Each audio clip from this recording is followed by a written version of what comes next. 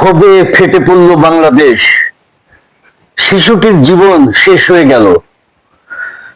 একটি শিশু বাচ্চা তার জীবনটা শুরু হওয়ার আগেই এই বাচ্চাটির জীবন শেষ হয়ে গেল। আমার এই কথাটা শুনে হয়তো আপনি অবাক হবেন, কি হলো আবার। ভিডিওটি শেয়ার করবেন বেশি বেশি, যাতে দেখে সবাই বুঝতে পারে যে আসলে একজন অভিভাবকের দায়িত্ব শুধু স্কুল পর্যন্ত পৌঁছে দেওয়া না। একজন অভিভাবকের দায়িত্ব তার শিশুটিকে স্কুলে নেওয়ার পরে চোখে চোখে রাখা। ব্যাপক শেয়ার করবেন, আশা করি ভিডিওটি সবার মঙ্গলার্থে। ভিডিওটি শেয়ার করবেন, লাইক কমেন্ট করবেন, আপনাদের মতামত জানাবেন। ভিডিওটি শেষ পর্যন্ত দেখবেন। আসলে কি ঘটেছে। কোমলমতি শিশু, এরা ছোট থেকে বড় হয় বাবা মার আদর স্নেহ ভালোবাসায়। শিশুটির বয়স যখন 5 থেকে 6 বছর হয়, তখন প্রত্যেকটা পিতামাতা তার সন্তানকে পাঠশালায় পাঠায়, ভালো একটা স্কুলে পাঠায়। ভালো বেতন, ভর্তি হওয়ার পারপাসে বহু টাকা পয়সাই খরচ হয়। কিন্তু ঢাকা পল্টনে শারমিন একাডেমিতে কি ঘটে গেল, এটা কি ঘটে গেল দেখেন। আপনি কিভাবে আপনার শিশু সন্তানকে স্কুলে বা মাদ্রাসায় পাঠিয়ে নিশ্চিন্তে বসে থাকবেন? এটা সম্ভব হবে না। আপনি আপনার কর্মজীবী পেশাজীবী দায়িত্ব পালন করবেন, না শিশুটিকে পাহারা দিবেন?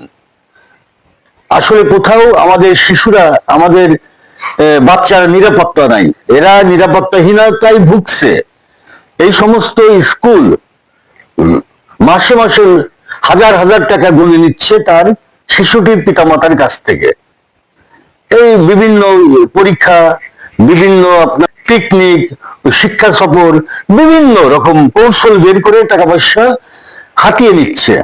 আচ্ছা তা নিক, এটা কোনো বড় কথা না। কথা হচ্ছে যে পল্টনে কি শিশু বাচ্চারা কিন্তু সহজে একটু দুষ্টমি করেই। এটা প্রত্যেকের বাচ্চা, গরিব বড়লোক ধনী যে কোনো বাচ্চাই হতে পারে। বাচ্চারা স্বভাবই এরকম। ক্লাসরুমে হয়তো বাচ্চাটা একটু থুতু দিচ্ছিল বা একটু আহ্লাদে গদগদ, এটা ওই শিক্ষিকা শারমিন আর অ্যাডমিন প্রবীর কুমার সহ্য করতে পারে নাই। কত হীন মানসিকতা তাদের। বাচ্চাটিকে ধরে নিয়ে একটি কক্ষে আটকে রেখে তাকে নির্যাতন করা হয়েছে।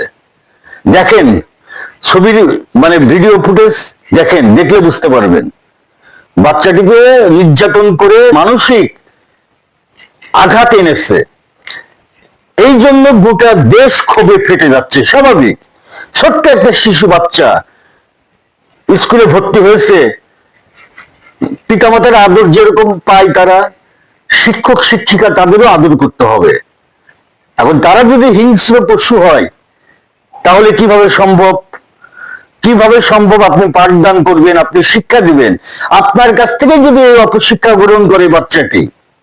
এটা আসলে মূলত রাজধানীর নয়াপল্টনে শারমিন একাডেমি প্লে গ্রুপের এক শিশুকে তুচ্ছ ঘটনাকে কেন্দ্র করে একটি কক্ষে অবুদ্ধ রেখে নির্যাতন করা হয়।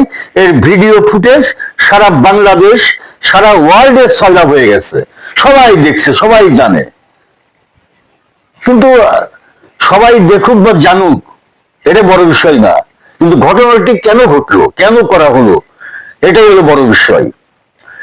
যেদিন ঘটনাটি ঘটে, অর্থাৎ বুধবারে ঘটনাটি ঘটে, গত বুধবারে, এই বৃহস্পতিবার গতকালকে তারা কোনো কারণ ছাড়া স্কুল বন্ধ রাখছিল। তখন অভিভাবকদের ভিতরে একটা কিন্তু জন্ম নেয়, কেন? তখন এই ভিডিও ফুটেজ দেখে তারা জাস্টিফাই করে, দেখে যে এটা শারমিন ম্যাডাম, এটা হলো প্রবীর কুমার অ্যাডমিন, যে স্কুলের অ্যাডমিন। এই দুইজন মিলে এই কাজ সংঘটিত করেছে। তাদের মনে কি একবারও চিন্তা হলো না, এইসব শিক্ষক শিক্ষিকা নামের যাদের মাথার বুদ্ধিহীনতা লোপ পেয়েছে, তা না হলে এরকম বাচ্চাকে নির্যাতন করার কারণ কি? প্রশ্ন কিন্তু একটা থেকে যায়। তার এইসব শিক্ষক শিক্ষিকা মানসিক ভাবে এরা ক্ষতিগ্রস্ত, এবং এদেরকে পাগল বললে ভুল হবে না। তোরা যদি বাচ্চাদের যদি দুষ্টমি সহ্য করতে না পারিস, তাহলে কিভাবে তোরা স্কুল খুলে টাকা কামানোর হাতিয়ার বানিয়ে এইসব বাচ্চাদের নির্যাতন করছিস? তোদের কি একটু ভয় হলো না যে বাচ্চাটার পিতামাতা অভিভাবক যদি এটা কখনো বুঝতে পারে, এই সমস্ত স্কুল মাদ্রাসা যেটাই বলেন, আমাদের বাচ্চারা এখন নিরাপত্তা নাই। এই জন্য সবাইকে পাহারা দিতে হবে।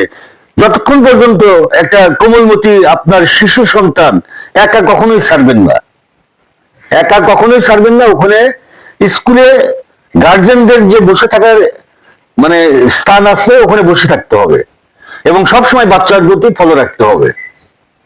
না হলে এই সমস্ত হিংস্র পশু যারা শিক্ষক নামের কলঙ্ক, এরা কিন্তু সবাই ভালো না, কিছু লোক খারাপ। এদের জন্য বাংলাদেশের শিক্ষক সমাজ, মাদ্রাসার হুজুররা কলঙ্কিত হচ্ছে।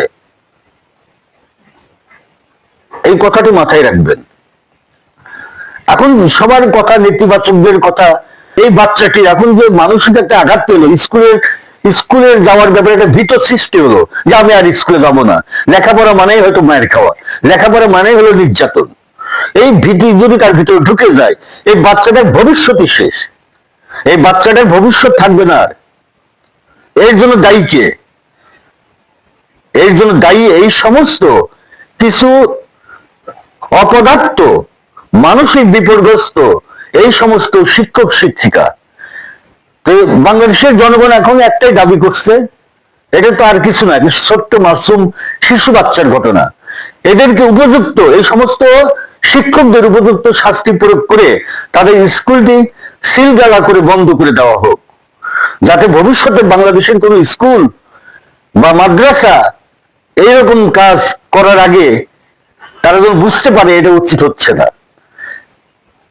বাংলাদেশের প্রশাসন, আইন ব্যবস্থা, শিক্ষা মন্ত্রণালয়ের কাছে একটাই দাবি, এই স্কুলটি বন্ধ করে দেওয়া হোক, তাদেরকে উপযুক্ত শাস্তি প্রয়োগ করা হোক। আসসালামু আলাইকুম, সবাই ভালো থাকবেন।